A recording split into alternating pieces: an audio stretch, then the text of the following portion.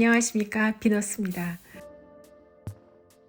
오늘은 비너스라고 하기엔 충격적인 빌렌도르프의 비너스에 대해 말씀드리겠습니다. 그 비너스에 대해 뭐 할 얘기가 있나 싶겠지만 의외로 이야기가 애틋합니다. 한번 들어봐 주시겠어요? 빌렌도르프의 비너스는 우리가 알고 있는 가장 오래된 비너스입니다. 이 비너스를 처음 봤을 때 충격받지 않으셨습니까? 더 충격적인 건 그래도 빌렌도르프의 비너스가 석기시대의 비너스들 중에서 제일 예쁘다는 겁니다.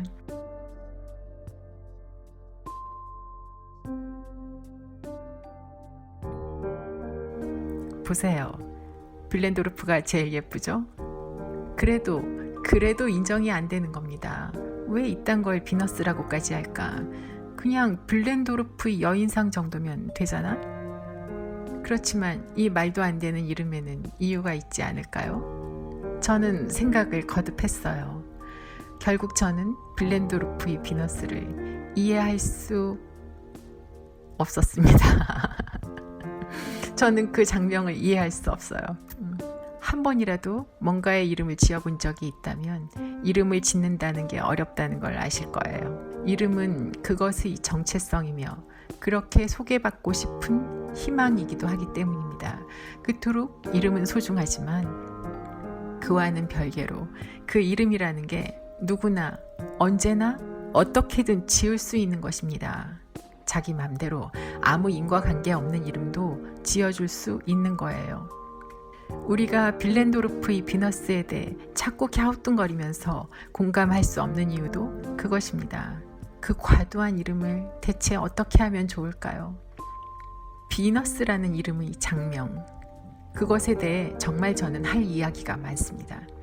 이야기를 시작하기 전에 대부분의 사람들이 진짜 비너스라고 알고 있는 밀로의 비너스에 대해 이야기해 볼게요. 사실 그녀는 비너스가 아니었어요. 그녀는 단지 밀로의 팔 없는 조각상이었답니다. 밀로 섬에서 발견된 팔 없는 조각상이 결국 루브르 박물관에 소장될 때까지 얼마나 연구를 많이 했겠습니까? 연구에 연구를 거듭했겠지만 누가 만들었는지도 모르고 심지어 그 조각상의 주인공이 누구인지도 결정이 안 됐었습니다. 비너스라는 증거가 발견되지 않았기 때문이죠. 비너스가 아니라 밀로 섬의 지방신일 수도 있고 그냥 여자일 수도 있는 것입니다. 그러나 결정적인 답이 없어도 이 팔 없는 여인상에게 뭔가 확 와닿는 그런 이름이 필요한데 이 조각상은 마침 너무 아름답고 사랑스러워서 비너스라고 지어도 될 것 같다는 생각이 들었을 거예요. 마침 비너스라고 불러보니 아주 짝을 맞춘 듯 적절했을 것입니다. 이름과 조각이 너무 잘 맞아떨어져서 우리는 그 비너스 상에 대해 전혀 이질감이 없습니다. 이는 마치 조각상이 자기 이름을 말해준 것 같지 않습니까? 2차 창조였던 것이죠. 비너스라는 이름을 받음으로 해서 우리는 그녀의 정체성을 그 대리석상에 심은 것입니다. 그리고 그 의도는 성공적이었던 거죠. 그러나 빌렌도르프의 비너스상은 아무리 해도 그 조각상에 그 이름이 정체성이 심겨지지 않잖아요. 빌렌도르프의 비너스는 안 받아들여진단 말입니다. 빌렌도르프의 뚱녀 정도면 되지 않을까요? 구석기 시대의 이상적인 여성상이라는 말도 있는데 암만 생각해도 그렇게 생각되지도 않습니다. 그건 너무 편하게 생각하는 것 같아요. 저는 좀 더 시리어스하게 생각을 하죠. 4만 년 전 그 시대는 빙하기 속의 석기 시대였단 말입니다. 그 척박한 환경 속에서의 출산과 육아가 얼마나 가혹했을까요? 비록 원시 인류이긴 해도 인류는 인류였죠. 때문에 현생 인류와 거의 비슷한 머리 크기의 아이를 출산했을 겁니다. 그리고 직립보행하던 시기니까 엎어져서 다니는 짐승들에 비해서 출산의 고통은 또 엄청났을 겁니다.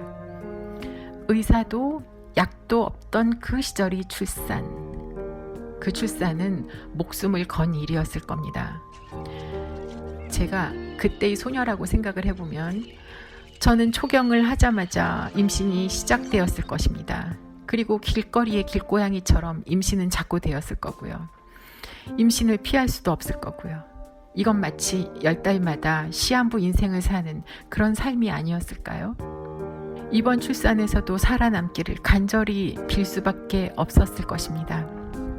주술의 힘을 빌려서라도 살고 싶어서 늘 손에 쥐고 비는 그 출산이 임박해 오면 불안감은 더욱 커지겠죠. 그럼 더욱더 간절해져서 손에 꼭 쥐고 있어야만 안심이 되는 그런 부적 같은 무언가가 필요하지 않았을까요? 아마도 수많은 출산을 거듭하면서도 거뜬히 살아남았던 어떤 여인의 형상을 조각하거나 출산을 도와주는 여신의 형상을 손에 쥐고 있다면 안심이 되었을 겁니다. 그렇게 생각한다면 빌렌도르프가 왜 그렇게 생겼는지를 다 이해할 수 있게 됩니다. 먼저 전체적인 크기예요. 그 시절의 비너스 상들은 손에 들어갈 만한 크기입니다. 그래야 늘 손에 쥐고 만지작거릴 수 있거든요. 다음은 그 석기시대의 비너스들은 세워놓을 수 없는 형태라는 겁니다. 비너스상은 발이 뾰족해요. 이것은 비너스상을 세워놓고 뭔가 경배하기 위한 그런 상이 아니라 손에 쥐고 만지작거리기 좋은 형태로 만들었다는 것이죠. 그 시절 출산을 거듭하고도 살아남은 여성은 무리에서 추앙받는 위치에 있었을 거예요. 그것을 증명하는 것이 바로 저 소라 같은 머리 모양입니다. 얼굴이 안 보이게 덮고 있는 것이 머리카락이라고는 저는 생각하지 않습니다. 저것은 예쁜 소라 껍데기나 조개 껍데기로 짜서 만든 비니 형태의 장식 모자였을 것 같아요. 석기시대에 매장된 유골을 보면 두개골을 덮고 있는 조개 껍데기들이 발견되거든요. 매장할 때 씌웠던 조개 껍데기 장식 모자였던 거죠. 부족에서 존경받는 사람일수록 두개골에 조개 껍데기 모자의 흔적이 발견됩니다.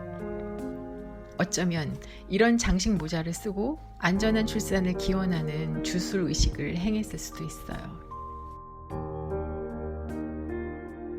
자, 다음은 손에 쥘 맛이 나는 그립감입니다. 불안할 때마다 만지작거리며 이번 출산에서도 살아남기를 맨날 기원하였을 텐데, 그래서 그런지 선사시대의 비너스 상들은 저도 한번 쥐어보고 싶은 몽글몽글한 그립감이 있는 형상입니다. 만약 그 비너스들이 바비 인형처럼 생겼다면 손으로 꼭 쥐거나 만지작거리기 어려웠을 거예요. 석기시대의 비너스들이 왕가슴인 이유 역시 그 시대의 생존과 관련이 있는 것 같습니다. 그 큰 가슴은 성적인 필요성보다는 모유수유가 너무나 중요했기 때문인 것 같아요. 그 척박하던 시절 신생아의 유일한 먹거리는 젖이었기 때문입니다. 젖이 충분히 나와야 사랑스러운 아기가 살 수 있었기 때문에 충분히 젖이 나오기를 바라는 마음으로 그렇게 가슴도 컸었던 것이죠. 그 조각상에서 저는 여성성이고 뭐고 다 집어치우고 산모와 신생아가 어려움을 뚫고 이번 출산에서도 살아남기를 바라는 간절한 기원이 있었을 거라고 생각합니다. 그래서 저는 석기시대의 비너스들에 대해 그 시절의 여성성, 성적 특성을 부여하지 않고 그보다 간절한 출산 부적이라는 의미를 둡니다. 여성성이라는 관점으로만 본다면 빌렌도르프의 비너스라는 이름은 과합니다. 그러나 그 시절은 오래 살아남은 여성이 무리의 중심이 되는 목의 시족사회였다는 점을 감안할 때 오래 살아남아서 중심이 된 그 여성은 수많은 출산을 거듭하고도 살아남은 여인이었을 것이고 그 시족 대부분의 어머니였을 것이고 그 시절 그 부족을 살아남아가게 하는 여신과 같은 존재였을 것입니다. 그런 관점에서 본다면 비너스라는 이름은 가능하다고 생각합니다. 그러나 비너스는 미인에게만 붙이는 거잖아요. 저는 비너스라는 이름에 대해서만은 그렇게 너그러워지고 싶지 않았던 모양입니다. 오늘은 여기까지입니다. 감사합니다.